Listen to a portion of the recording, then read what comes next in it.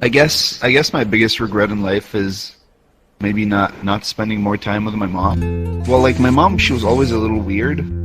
Like in life, she was always a little weird. But like every year near my birthday, she would make trayfuls of gingerbread cookies and pass them out to my classmates with like a handwritten card to like thank them for being my friend, which it was like okay. Like she still loved me a lot. Like if you stepped into our house, you would find our walls plastered top to bottom with every piece of shitty art school that I had ever done, you know? It would get to the point where I would just throw my creations away before getting home because I didn't want her to like just knack another shitty art on the wall. And the strangest thing about my mom though is that like she talked to our trees and like she even named them. There was Daphne the lemon tree, you know, Carl the pomegranate tree, Joseph the oak. The oak was bigger than a sapling, but it was still far from a mature tree. And sometimes I would even find her in the backyard having full-blown one-sided conversations with the trees. And one day I told her that, you know, that was talking to trees like that was a little bit weird. And she said that, you know, she said, hey, I mean, they need to feel loved, you know, and then she would just wait until I'd get back into the house before continuing the conversation where she left off. And sometimes she would even insist that we dress up in our nicest clothing and pose by the trees so she could take pictures of us with like her timer-operated camera.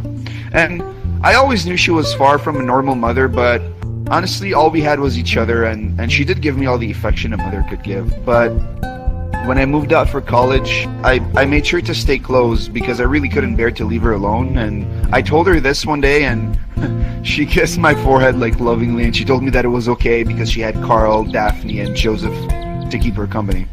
As I grew older, I saw less and less of her, you know, like work, friends, and like a love life took more of my time. And I only got to see her like maybe once every 2 weeks or so.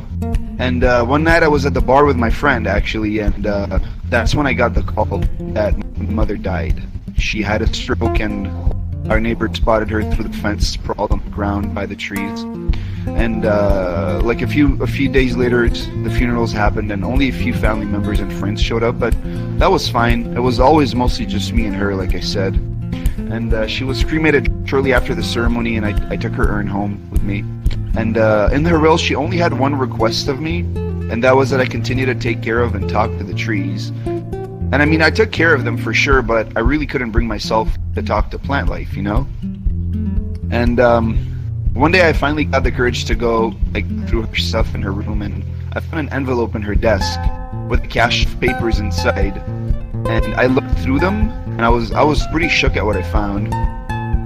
There were 3 stillborn death certificates for a baby Joseph, baby Carl, and baby Daphne. And like I had never known that I had siblings, and I'd never seen any urns before, but that day I understood where she had buried their remains, and I understood why she spoke to the trees. And yeah, ever since I take her last wish very seriously, and I talk to the trees. And recently I actually even planted a new one for my mother.